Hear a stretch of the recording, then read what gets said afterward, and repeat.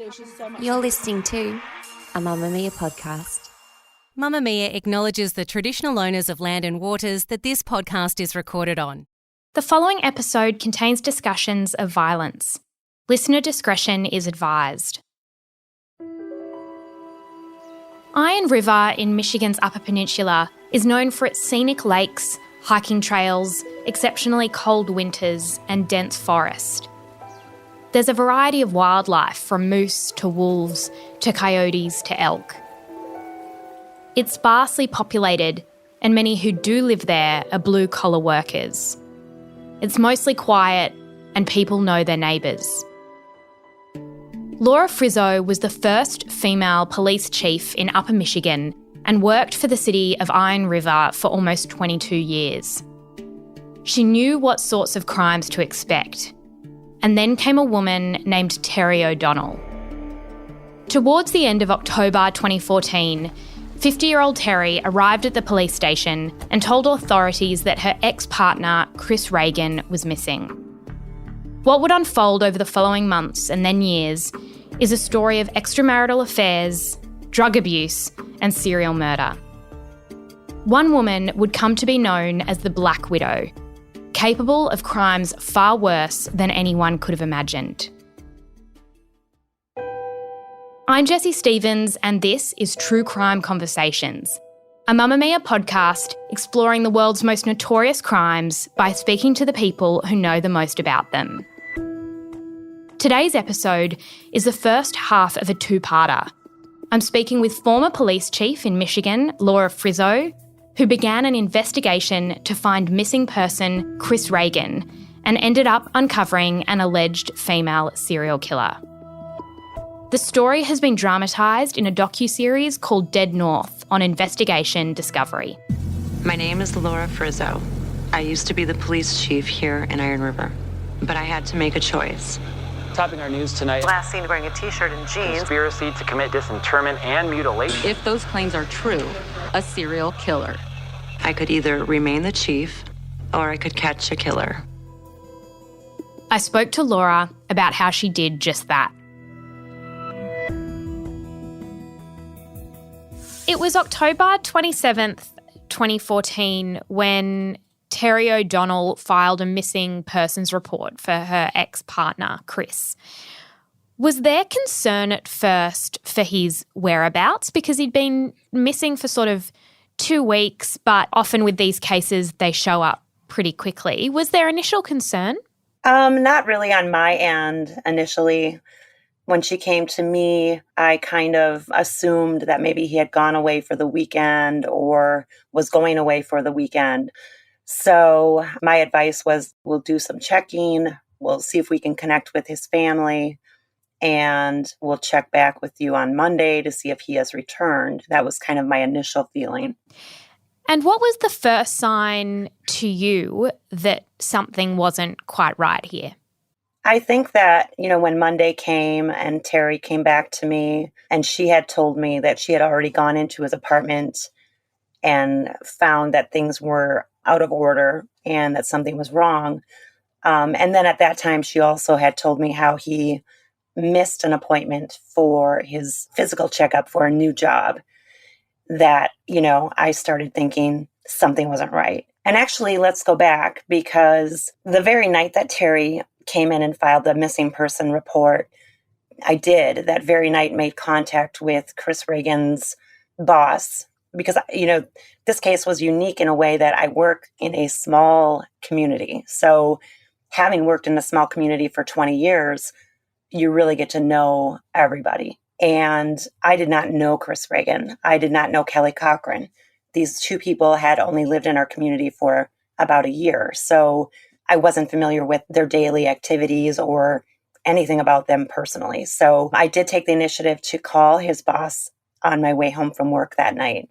And she had told me that Chris was an outstanding worker, very responsible, very dependable. And she did say he missed a day of work, that, he didn't call in, which was very odd and out of the ordinary. But she said, I heard that he had gotten a job out in South Carolina. So she said, I just thought maybe he decided to leave here. And that wasn't uncommon for that place for employees to just take a new job and leave. So she wasn't concerned initially either. So during my conversation with her, I did ask her, who does he hang out with? Who are his friends? Does he frequent any place that I could check on? And she said, he really didn't have a lot of people he did things with after work. He was just kind of a loner. And she did tell me, there were rumors around the company that he was having an affair with a married woman. And so I asked, who this married woman was. And she told me, her name is Kelly Cochran. And she's been having some marital issues. And then she reminded me that a month prior, she had actually called me to have me do a well-being check on Kelly Cochran because Kelly had confided in her that her husband had abused her. He had threatened to kill her.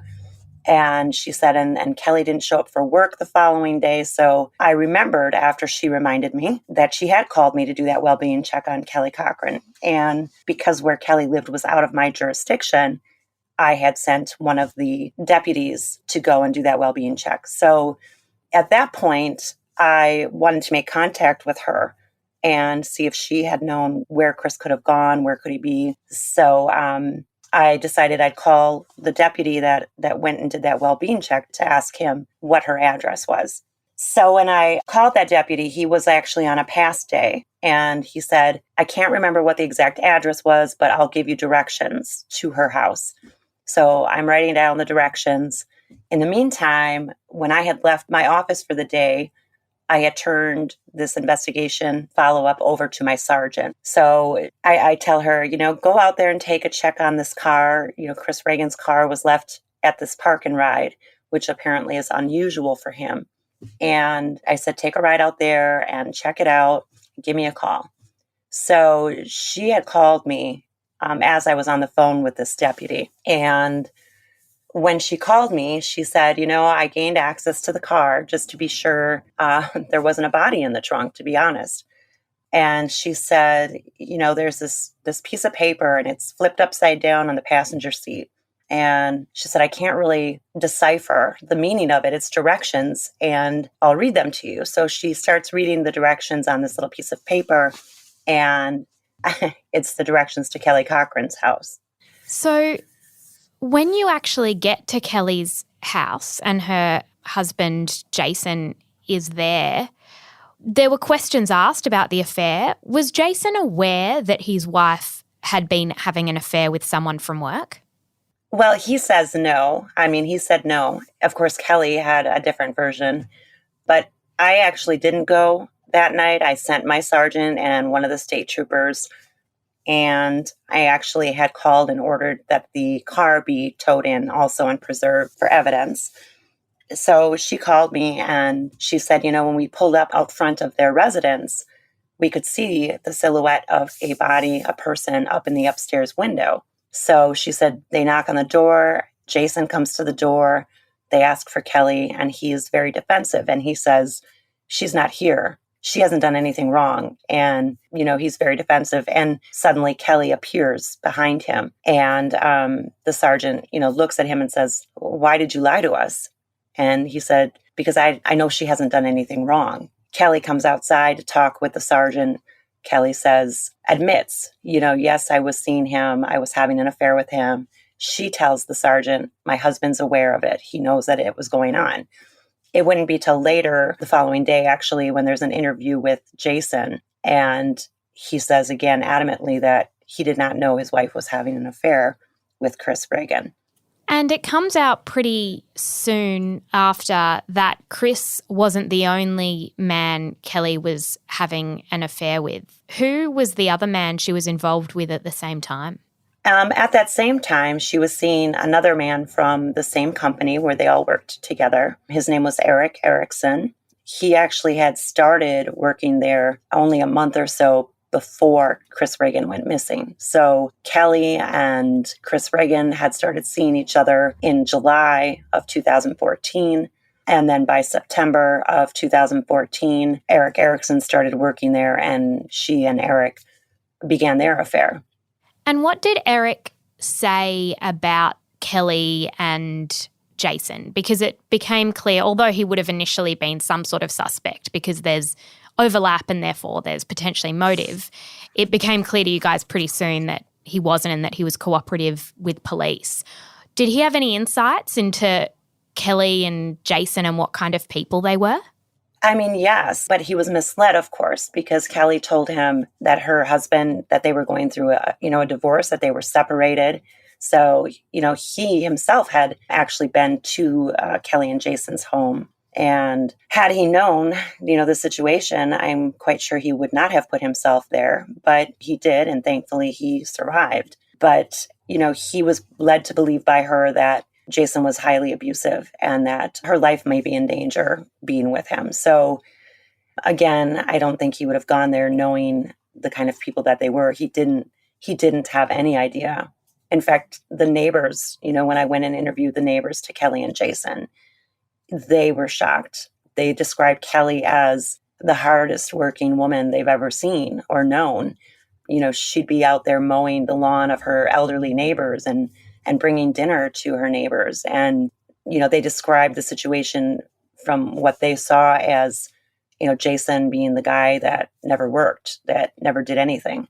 In reality, I learned a lot right out of the gate from reading, messages on Kelly's phone, Jason's phone, reading social media messages that she had. It became clear to me very quickly that Kelly was the dominant one in this relationship and that Jason was honestly an abused man. There was an interesting point in an interview with Eric where he is talking about where they hung out and where their affair sort of played out. And one of the locations ended up being quite significant. Can you talk us through what that location was and why an alarm bell was sort of sounded at that point? Yes. Kelly, in her first interview, when asked, about Chris or why his car would be left at the park and ride, she immediately asked, what's the park and ride? I've never heard of that. So then when it was described to her where it was, again, she continued to deny knowledge of it ever being there. So it would have been later when reading through Eric Erickson's text messages and then having interviews with Eric, that is where she and Eric would meet, which was actually her suggestion for them to meet, was at that park and ride. So that gives us a bit of an insight into her demeanour throughout, and obviously that she is caught in a few lies by that point. How would you describe Kelly? What kind of person is she? What does she look like? How did she come across in those interviews? So the very first interview that was done with Kelly and Jason was done by the Michigan State Police detectives that came in to help me, assist me with this. The reason I asked for their help was because we are a small department and I knew I had a million different directions that I needed to go in. So most important things that needed to be done right out of the gate were search warrants for Chris's apartment, for his computers, for his phones, bank cards. And the other most important thing that needed to be done was a thorough interview with both Kelly and Jason. I kind of left it up to the detectives like, I really would like to do the interviews, but, these search warrants need to be done. What do you prefer? They preferred the interviews. So I literally was able to sit back in my office and watch and listen to the interviews while I was writing up these search warrants. And so listening to Kelly's interview and watching her demeanor, her body language, told me right out of the gate that this woman was well rehearsed, that she knew exactly how to hold herself together. She knew how to control her body language. She knew what kind of reactions to make. It was evident to me in watching the interviews that she was holding back information. There were things that she said that needed to be, dug into further that weren't. So I kind of was making mental notes the whole time about these things so that when I had the opportunity to speak with her in the future, I would be able to hit on those areas. Jason, on the other hand, he entered his interview and within 60 seconds of his interview, he broke down and was crying and talking about his physical health and not being able to, be a good husband. And I'm looking at that and I'm listening and I'm thinking, oh Lord, this man, he's guilty. He's involved. He knows something. So it was kind of shocking to me when the interviews concluded and the detectives came out, and I was expecting them to have the same reaction that I did. And they didn't. In fact, the one detective that was kind of like the lead detective at that time told me that she didn't think Jason Cochran was capable, that she didn't think these people were involved. And I was just shocked. So I proceeded to call their boss and say, thank you, but no thank you. And I just decided to go with my gut instincts. As far as what Kelly looked like to me, she didn't look like I expected her to. Chris Reagan was a nice looking man. He was, I would say, more of an upper class type person, just in the way he projected himself, what his image was. And I did expect, him to have, if he's going to be having an affair with a woman, that she would be a little more attractive, a little more different personality. I think as time went on, and speaking with Chris's son, there were some attributes that Kelly had that Chris was attracted to. Kelly was not a totally unattractive woman. She really could make herself look attractive at times. She was very well built. She was athletic in a sense that she enjoyed, hiking and fishing. And Chris was a total outdoorsman. And so that probably was attractive to him. You're listening to True Crime Conversations with me, Jessie Stevens. I'm speaking with Laura Frizzo, former police chief in Michigan, who investigated a missing person and uncovered an alleged female serial killer.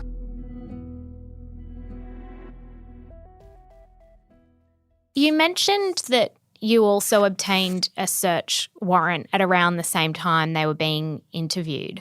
What did you find when you searched their house? Oh, the search of their house actually didn't take place until a couple of months later. And the reason for that is because we had to have enough probable cause to, get the search warrant approved to do a search. The search that we did initially, the search was Chris's apartment, Chris's vehicle. He also had a truck that was left at his apartment complex, so we had that towed in as well. So all of the search warrants done initially were for his computer, his cell phone that was left in the apartment, his apartment itself, and any other kind of records, credit card, anything that would give us some type of lead. So what we did learn right away from the search warrants we did, we also pulled video cameras from different places around his apartment. And one of the cameras from a gas station that was located within just a couple of blocks from his apartment was we see him pull in, which would have been right after he finished work on the 14th of October. And he pulled in and put gas in his car and left. And that would have been the last time anyone saw him. And we got that, we knew he got gas around that time because of the bank records and showing his debit card use. So from there, you're kind of piecing together that Kelly had to have been one of the last people to see him based on text messages and the nature of their relationship. Eventually, you do get that search warrant and you have people come in and search the house top to bottom. What was found there? Well, when we did that first search warrant in March of 2015, there was a lot of things found. And right out of the gate, the Michigan State Police lab personnel that were there collecting evidence called me in and showed me an area that was on the ceiling above the front entrance of the residence, which, was like a splatter pattern, of course, indicating that someone could have been injured there, hit with something. They were getting a positive read for blood with what they were using at that time, luminol. So, of course, I was very, very happy that they had found potential blood evidence or DNA evidence. And actually, with that initial search, there were a lot of samples that were taken, floor samples. There were samples from the door. There were ceiling tiles and other items that, I thought were going to be very indicative of their involvement. Other things taken from that search, another phone that Kelly had, which ended up giving me information to basically learn about the kind of person she was, which was very helpful, a computer, and things of that nature. There was also a number of weapons, which you say also indicated what kind of people the couple were. There's suggestion mounting that they've become involved. What sort of tactics did you use in an attempt to elicit a confession? You did a series of interviews with them both and often separately to try and see if they would turn on each other. What sort of tactics do you employ to try and have someone confess to what they've possibly done? Sneaky ones.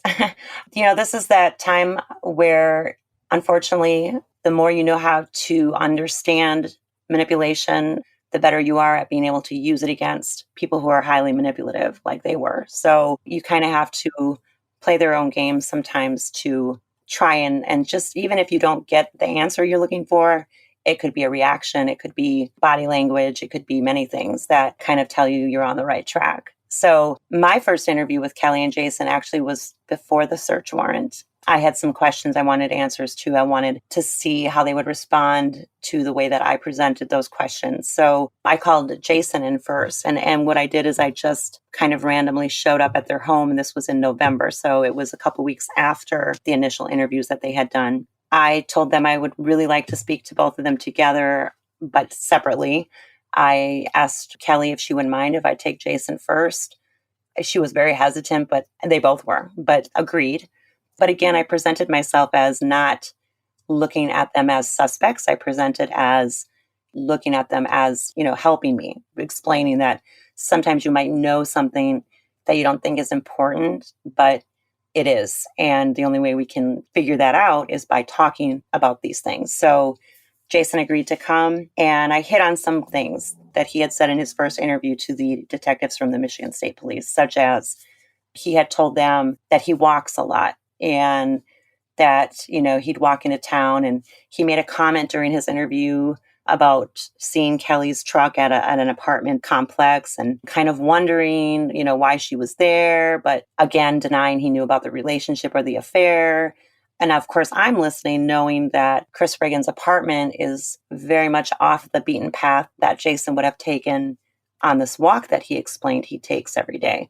So I wanted to, of course, find out what prompted him to walk in that direction. And I wanted to just, see what his answers would be to questions like this. And of course, I got what I wanted because he wasn't prepared and he didn't really have explanations for any of it. And the more that I questioned or put him in that position to not be prepared to answer, the more defensive he became.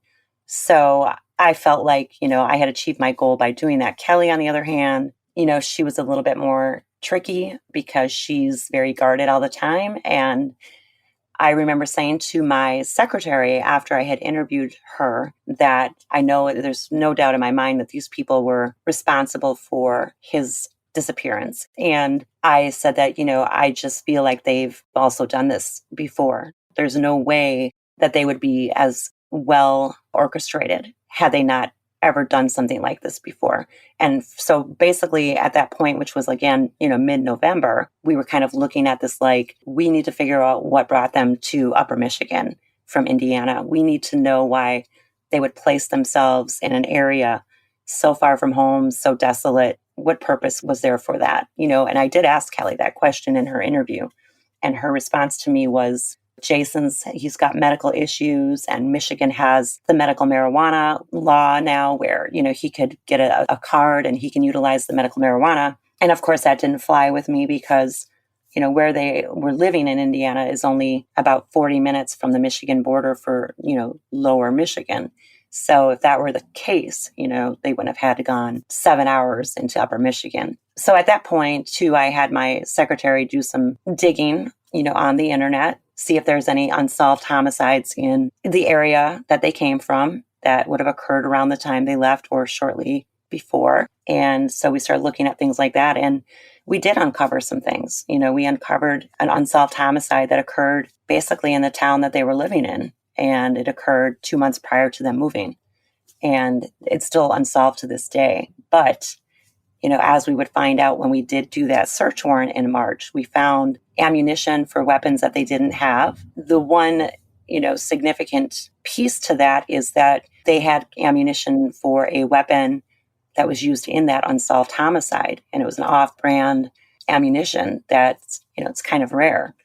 So in speaking, I mean, there were many times that I reached out to that police department to try and speak to the investigator. But unfortunately, a lot of departments don't want to share their information. And I mean, really, that's the only way you can solve a crime is by sharing your information. So we did learn later that the suspect vehicle seen leaving that incident was described as like a white SUV type vehicle that someone saw speeding away from the scene of that homicide. And of course, Jason and Kelly are driving a white extended cab pickup. So she's got other victims out there. I'm not convinced that this isn't one of them. But from that point forward, I knew I was dealing with something much bigger than I initially thought. That's the end of part 1 of my conversation with Laura Frizzo. Join me next week for part 2. True Crime Conversations is a Mamma Mia podcast hosted by me, Jessie Stevens. Our audio producer is Ian Camilleri and our executive producer is Zoe Ferguson.